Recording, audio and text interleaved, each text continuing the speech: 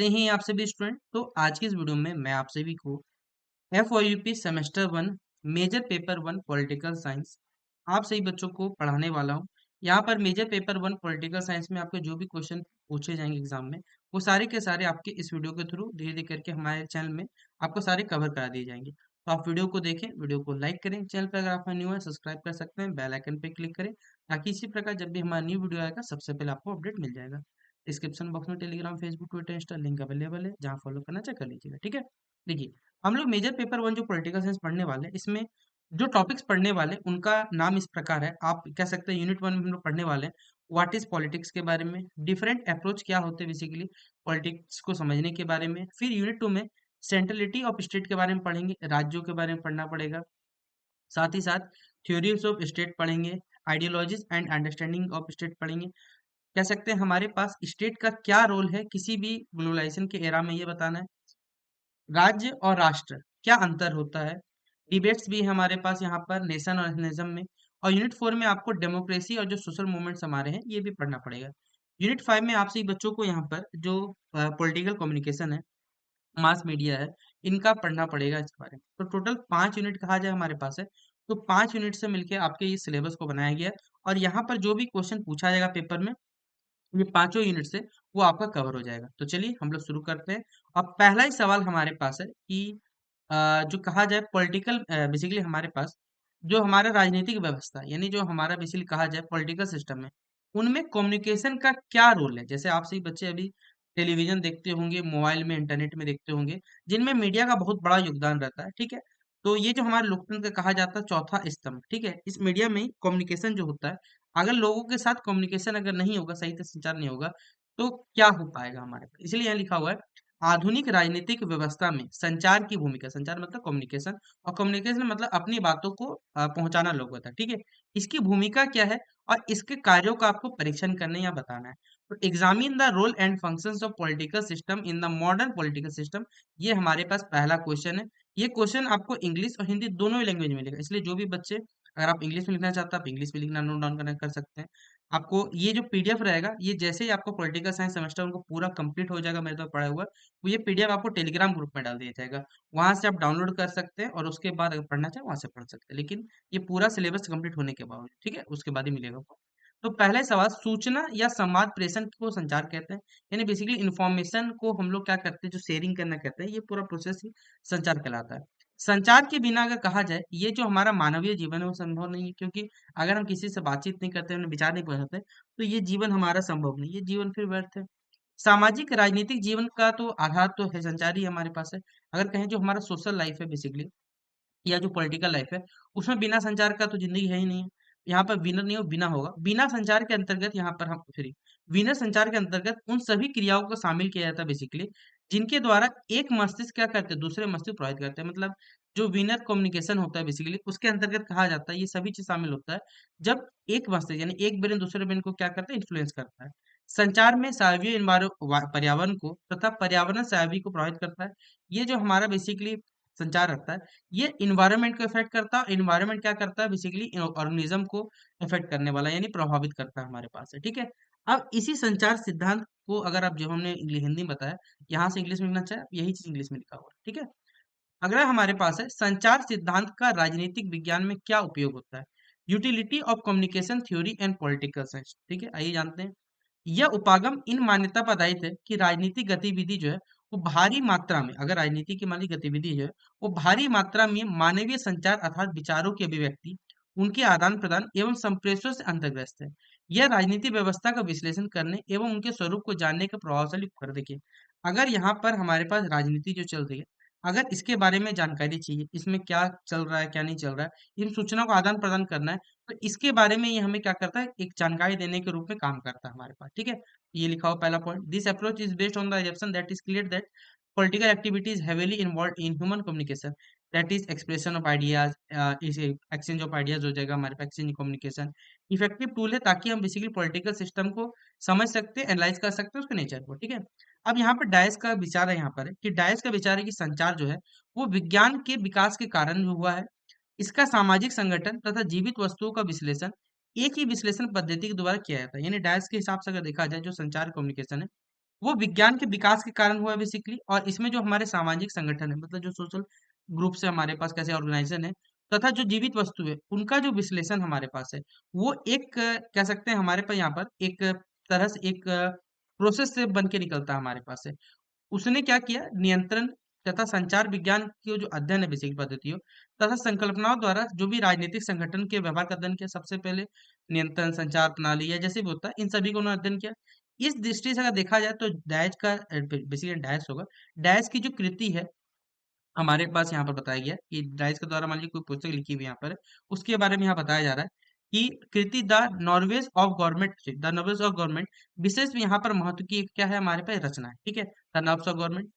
साथ ही बताया हुआ, इसके अतिरिक्त डायस का जो कह सकते हैं यहाँ पर सोच लेख जो है, communication models and decision system, जो कि जेम्स कह सकते हैं जोम सी चार्ल्सवर्थ के जो माफ करिए यहाँ पर है, जो इनके द्वारा लिखा हुआ है हमारे पास ये जो बुक है, जेम्स सी चार्ल्सवर्थ के द्वारा जो लिखा हुआ हमारे पास है, ये जो संपादित पुस्तक है, इनका नाम है कंटेम्प्रेरी पॉलिटिकल एनालिसिस से प्रकाशित हुआ। उनके विचारों का विस्तार से ये स्पष्ट करता है कि संचार जो सिद्धांत निर्माण निर्णय है बेसिकली, ये परिणाम में उतनी रुचि नहीं लेता, लेकिन उसका जो बनने का प्रोसेस होता है, उसमें क्या रहता है, लोग बहुत ज्यादा अट्रैक्ट होते हैं या फिर कह सकते हैं लोग उससे बहुत ज्यादा जुड़ते हैं, ठीक है, इसलिए बताया हुआ है। क्योंकि उसमें लक्ष्य से अधिक जो महत्व संचालन प्रोसेस होता है, समायोजन, ये सारी प्रक्रिया को यहाँ पर क्या करता है, ये दर्शाता है।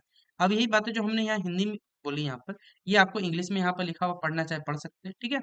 इसके बाद का यहाँ पर दिया हुआ हमारे पास देखिए, 400 यहाँ नाम दिया हुआ है। संचारण जो विज्ञान का उपयोग जो है, वो राजनीति में जो कार्य कुशलता है, मतलब बेसिकली एफिशिएंसी को क्या करना है, बढ़ाना है। फ्रेंच विद्वान जो कह सकते हैं दुबले है, उनके अनुसार ये बेसिकली क्या है, एक प्रकार से ये शासक मशीनी गवर्नमेंट मशीन है, जो हमारी परंपरागत जो मतलब खानदानी रूप से जो राजनीतिक संस्थाओं एवं राजनीतिक की कमियों को क्या करता है, दूर कर देता है हमारे पास से।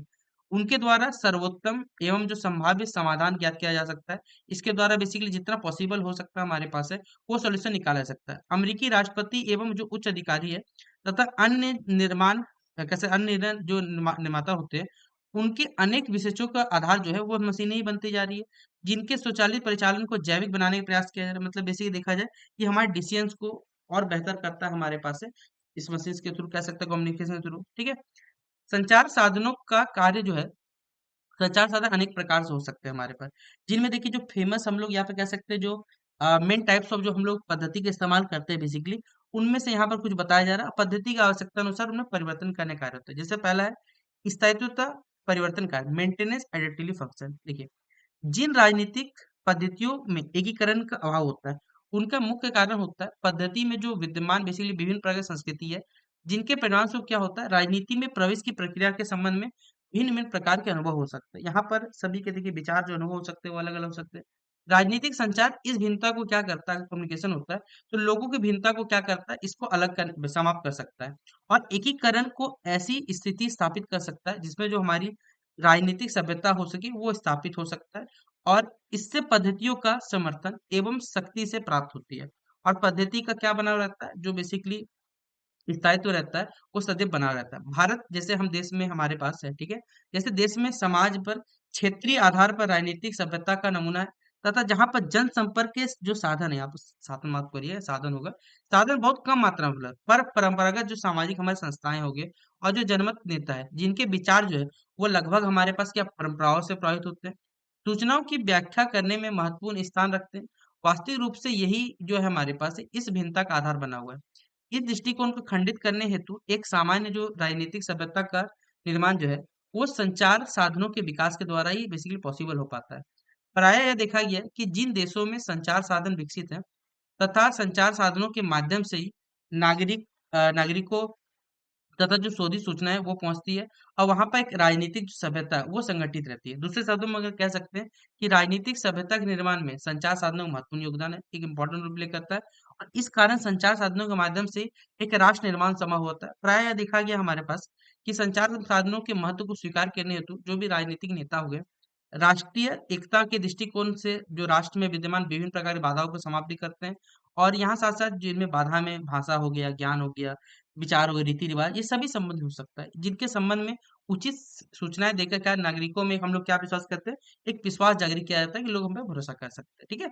तो ये बात जो अभी हमने हिंदी बताया, वो बात अभी आपको पूरा कट टू कट यहाँ पर इंग्लिश में है लिखा हुआ, तो जो बच्चे इंग्लिश में लिखना चाहे आप यहाँ पर लिख लीजिएगा। ठीक है।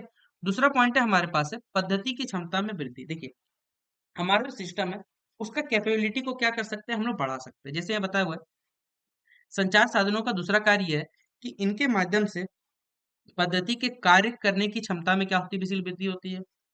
इसके माध्यम से एक ही राजनीतिक सभ्यता में क्या होता है, एक विश्वास हो पाता है। और जिन देशों में इसी राजनीतिक सभ्यता में भिन्नता होती है, उनमें भिन्नता के स्थान पे क्या होता है, एक राजनीतिक जो सभ्यता है उसमें एकता की मतलब यहाँ लोग एकजुट रह के भावना यहाँ पर उत्पन्न हो पाती है। जिसके परिणामस्वरूप क्या होता है, हमारा जो पद्धति चलता रहता है बेसिकली ये राजनीतिक चेतना क्या करता है, उत्पन्न करता है और अनेक व्यक्तियों को क्या करता है, गतिशील बनाकर सभी लोगों की सभिकता सहभागिता के आधार पर अनेक प्रकार जो कार्य होता है ये संपन्न करने में सफल होता है। इस प्रकार हम लोग कह सकते हैं ये जो संचार साधन है हमारे पास है, ये नागरिक को तो गतिशील बनाता ही है, ताकि साथ ही साथ हमारे जो पुराने परंपरागत एवं आर्थिक और मनोवैज्ञानिक दृष्टिकोण को जो समाज को खराब करता है, खंडित करता है, उनको समाप्त करके सामाजिकरण का एक सुनिश्चित दृष्टिकोण की ओर स्थापित करता है, जो हमारे राष्ट्र निर्माण एवं राजनीतिक पद्धतियों को शक्ति प्रदान करता है और इससे जो हमारा कार्य करने की क्षमता है वो लगातार क्या होता है, उसमें वृद्धि दिखाया जाता है। ठीक है।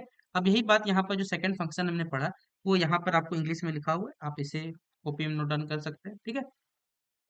तीसरा कार्य हमारे पास है वो है नियम बनाने कार्य, यानी कन्वर्जन फंक्शन। राजनीतिक पद्धति का महत्वपूर्ण जो कार्य है वो सबसे महत्वपूर्ण कार्य माना जाता है नियमों का निर्माण करना।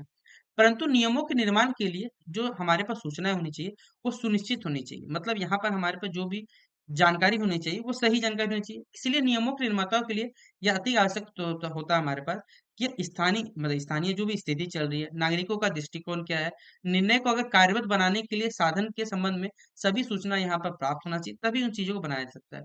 उचित एवं जो भी सुनिश्चित सूचनाएं हैं समय एवं जो सूचना साधन पर निर्भर करती है। अगर हम पिछड़े देशों में देखा जाए जहाँ सूचना जो बेसिकली साधन जो उचित मात्रा उपलब्ध नहीं होते, वहां पर उचित सूचना प्राप्ति में बहुत सारा बाधा उत्पन्न होता है, जिनके परिणाम से क्या होता है, जो निर्णय होता है वो दूषित हो जाता है। कुछ भी बना दे से तो नहीं चलता है। इस प्रकार समय सूचनाओं में क्या रहता है, महत्व रहता है, क्योंकि सूचनाओं का महत्व जो हमारे पास है वो सीमित समय तक ही रहता है हमारे लिमिट टाइम, तो उसके बाद ही तो जानकारी नहीं मिल पाता हमारे पास। ठीक है। तो ये पहला सवाल हमारे पास क्या होता है, कंप्लीट होता है। और ये सवाल पेपर में आपको 15 मार्क्स के लिए पूछा जाएगा। तो 15 मार्क्स के लिए आएगा तो मिनिमम 3 पेजेस तक आपको अपना आंसर लिखना पड़ेगा, तो ही जाके आपके जो टीचर्स रहेंगे या कह सकते हैं जो कॉपी चेक करेंगे आपके, वो आपको नंबर देंगे। तो ये 15 नंबर का सवाल पेपर में आपको बना के आना है। ठीक है। अगला सवाल है हमारे पास है जन संचार माध्यम के प्रकार, यानी टाइप्स ऑफ मास मीडिया और उसकी उपयोगिता यानी यूजफुलनेस के बारे में बात करना है। तो जन संचार मतलब होता है हमारे पास है मास मीडिया, मास कम्युनिकेशन कर लो। जन संचार माध्यम को हम लोग 3 भाग में बांटते हैं। पहला एक होता है शब्द संचार, मतलब जहाँ शब्दों का इस्तेमाल होता है, जिनमें समाचार पत्र, न्यूज़पेपर है, पत्रिकाएं हैं, पुस्तकें। श्रव्य है मतलब सुन सकते हैं, रेडियो है, कैसेट है, टैप रिकॉर्डर है हमारे पास है। दृश्य संचार है मतलब जहाँ देख सकते हैं, दूर संचार मतलब दूरदर्शन, टीवी हो गया, वीडियो हो गया, फिल्म्स हो गया, आजकल सोशल मीडिया प्लेटफॉर्म से हमारे पास जहाँ से हम जानकारी प्राप्त करते हैं। तो ये मेजर मीडियम से हमारे पास मास कम्युनिकेशन के। ठीक है। तो ये सारे लिखे हुए हैं, वर्ड कम्युनिकेशन है न्यूज़पेपर, ऑडियो में रेडियो, कैसेट, टैप रिकॉर्डर, और विजुअल मीडिया में टेलीविजन है। तो इसके अलावा देखा जाए उपयुक्त के अतिरिक्त अगर हम अध्ययन की सुविधा देखा जाए तो जनसंचार माध्यम को 3 भाग में बांट सकते हैं। पहला होता है परंपरागत जनसंचार माध्यम, फिर होता है मुद्रित मतलब जो प्रिंट मीडिया जिसे कहते हैं, और एक होता है इलेक्ट्रॉनिक मीडिया जिसमें ऑडियो वीडियो सब चलता है हमारे को, उसको रखा जाता है। ठीक है। तो इन 3 कैटेगरी हिसाब से पढ़ते हैं। पहला परंपरागत, फिर जो प्रिंट वाला सिस्टम वो पढ़ेंगे, तीसरा पढ़ेंगे हम लोग यहाँ पर इलेक्ट्रॉनिक पढ़ने वाले हैं। तो जनसंचार के परंपरागत जो जनसंचार माध्यम हमारे पास पहला इसमें बताया हुआ है कि प्राचीन काल में जो जनसंचार का माध्यम था, यानी लोगों तक सूचनाएं पहुंचानी थी, एक संगीत था, नृत्य था, जिसके थ्रू इन्फॉर्मेशन पहुंचता था हमारे पास है। संगीत जो है वो संगीत परंपरा वैदिक काल से ही बेसिकली चला आ रहा है हमारे पास। सामवेद जो है बेसिकली वो संगीत का आदि स्रोत माना जाता है हमारे पास। धार्मिक तथा सामाजिक जो अवसरों पर जनता में क्या था, नृत्य की परंपरा प्रचलित थी, जिससे लोगों पर संचार के थ्रू पहुंच जाता था। यही पॉइंट हमारे पास इंग्लिश में लिखा हुआ है, आप इसे लिख सकते हैं। मुद्रित माध्यम में हमारे पास क्या है, मुद्रण माध्यम यानी जो छपा हुआ हमारे पास सबसे प्राचीन हमारे पास माना, जिसमें समाचार पत्र, पत्रिका, जर्नल, पुस्तक सभी शामिल है। ये लिखित माध्यम आज भी हमारे पास बहुत आधुनिक जितना भी टेक्नोलॉजी आता है, लेकिन सबसे ज्यादा विश्वसनीय आप लोगों को कितना भी देखिएगा टीवी पे देख सकते हैं, लेकिन जो उनको अखबारों में मिलता है वो उन पे ज्यादा भरोसा करते हैं एज कम्पेयर टू आप जो भी चीज टीवी पे देखते होंगे या सोशल मीडिया प्लेटफॉर्म देखते होंगे। क्योंकि मुद्रण माध्यम जो है अनेक माध्यमों की अपेक्षा अधिक स्वतंत्र है और ये लोगों के भरोसे पे काम चलता है। ठीक है। प्रिंटेड मीडिया इसे कहते हैं हम लोग। अब इसी में अगर प्रिंटेड मीडिया में बात करें तो पुस्तक हमारे पास है, किसी भी लिखित अथवा जो मुद्रित संयोजन को हम लोग क्या कहते हैं, पुस्तक कहते हैं। पुस्तक शब्द का अत्यंत व्यापक अर्थ है। इसके अंतर्गत विभिन्न स्वरूपों में सभी प्रकार की पाठ्य सामग्री शामिल होना, जिसके द्वारा पाठकों की सामान्य विशिष्ट सोच संबंधी जो भी मनोरंजनात्मक हमारे पास सूचना स्रोत है, उनको यहाँ पर क्या करना, जानकारी दिया जाता है। ठीक है। पुस्तक अनेक प्रकार की हो सकती है, जैसे डिपेंड करता है पढ़ना क्या चाहते हैं। कुछ पाठ्य पुस्तकें होती है, निम्नात्मक होती है, मोनोग्राफ है, गौरव ग्रंथ है, बहुत विभिन्न प्रकार की हो सकती है। इन सभी पुस्तकों की प्रकृति और उपयोग भिन्न-भिन्न, सभी का अलग-अलग इस्तेमाल हो सकता है। हमारे पास सभी का पर्पस अलग होता है पुस्तक पढ़ने का। साधारण पुस्तक जहाँ निरंतर अध्ययन के लिए होती है, वही संदर्भ पुस्तकें समय-समय किसी विशेष सूचना को प्राप्त करने में लाई जाती है और संचार करने का ये एक सशक्त माध्यम है हमारे पास। दूसरा है हमारे पास है न्यूज़पेपर। ठीक है, यही बात जो ऊपर बताया हमने आपको, यानी इन बुक के बारे में यहाँ पर इंग्लिश में लिखा हो, लिखना चाहे लिख लीजिएगा। यहाँ लिखा हुआ समाचार पत्रों के बारे में। प्रजातांत्रिक युग में जन-जन तक सूचनाओं का साधन या संचार पहुंचाने का एक सशक्त माध्यम था, वो हमारे पास न्यूज़पेपर सस्ता माध्यम है। दैनिक गतिविधियों की विशेष जानकारी समाचार पत्रों में मिलती है। लगभग देखा जाए तो हर भाषा में आजकल हमारे पास समाचार पत्र प्रकाशित होते हैं।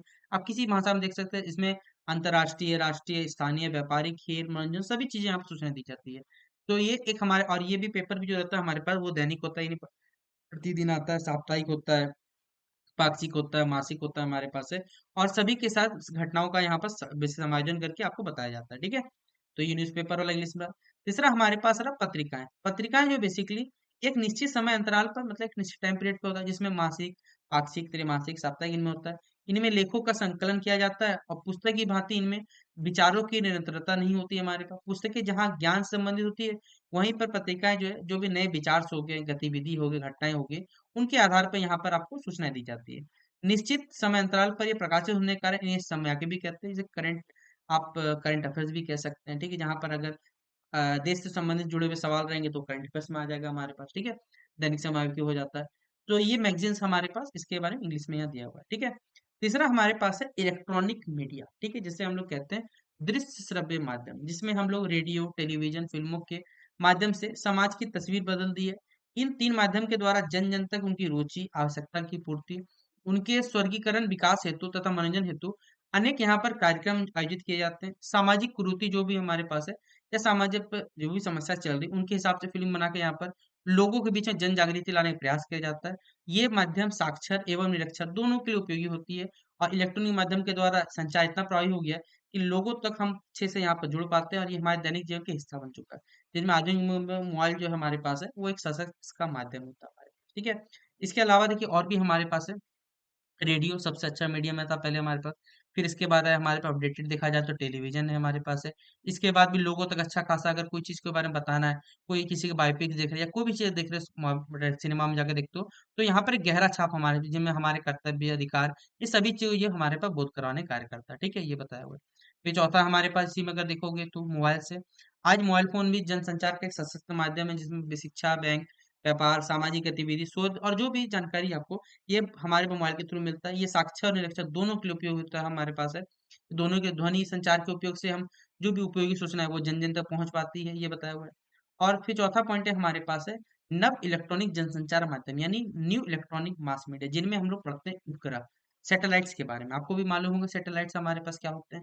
उपयोग उपग्रहों के अनुसार अगर कारण बेसिकली हम लोग के पास है, ये दुनिया इतनी विकसित हो पाई है। हम लोग घर पे बैठे बैठे सोचिए इतनी सारी जो सूचना है वो प्रदान पर बेसिकली प्राप्त कर पाते हैं, चाहे वेदर अपडेट्स हो, चाहे कोई भी चीज़ है। तो ये सैटेलाइट्स के थ्रू ही तो हमारे पास हुआ है। सैटेलाइट्स के थ्रू ही बेसिकली हम लोग इंटरनेट हमें प्राप्त हुआ है कहा जाए, क्योंकि हर जगह टावर, भविष्य आज आपको उतने सारे टावर जिक्र हो सकते हैं, पॉसिबल है ये सैटेलाइट्स के थ्रू भी कनेक्टेड होंगे हमारे पास। ठीक है। तो इंटरनेट उपयोग उपग्रहों ने सूचना जो है वो क्रांति में महत्वपूर्ण भूमिका निर्वाह की है। आज हमारे यहाँ सभी जनसंचार माध्यम, टेलीफोन माध्यम, मोबाइल हो गया, टीवी, कंप्यूटर आदि सभी ये सैटेलाइट से जुड़े हुए हैं। आप घर पे बैठे बैठे जो भी आप टीवी देखते हो भाई, वो भी किससे जुड़ा हुआ है, इंटरनेट, इंटरनेट से जुड़ा होगा, या तो फिर आपका डायरेक्ट सेटल बेसिकली जिस भी कंपनी का आप इस्तेमाल करते हो उससे जुड़ा होगा। ठीक है। तो धीरे धीरे इंटरनेट के माध्यम से ये सारे के सारी चीज और हम लोग आगे बढ़ते चले जाते हैं। और कंप्यूटर की संचार क्रांति ने जो साधन अखबारों के अस्तित्व पर पाबंदी लगा दिया है, क्योंकि लोग आजकल पेपर जो रहते हैं वो मोबाइल पे पढ़ ही लेते हैं। ठीक है, क्योंकि ऐप्स के थ्रू, सब्सक्रिप्शन के थ्रू पढ़ लेते हैं वो लोग। ठीक है, तो ये इंटरनेट के बारे में ही जानकारी दिया हो रहा है। तो ये क्वेश्चन आपसे ही बच्चों को हमने करवा दिया, और ये भी सवाल पेपर में आपसे 15 नंबर के लिए पूछा जाएगा। तो उम्मीद करूंगा कि आपको ये वीडियो पसंद आया होगा, तो वीडियो दोस्तों को शेयर कर दीजिएगा। और आपसे ही बच्चों को पॉलिटिकल साइंस के अलावा कौन से सब्जेक्ट पढ़ने, ये कमेंट बॉक्स में जरूर बताइएगा। और सबसे जरूरी बात, इस वीडियो को अपने दोस्तों को थोड़ा शेयर करें ताकि आप सही बच्चों के एग्जाम से पहले ये पूरा सिलेबस जो कंप्लीट हो जाए। ठीक है, तो बेस्ट विशेष आप सही बच्चों को, मिलते हैं नेक्स्ट वीडियो पे। तब तक के लिए जय हिंद और जय भारत।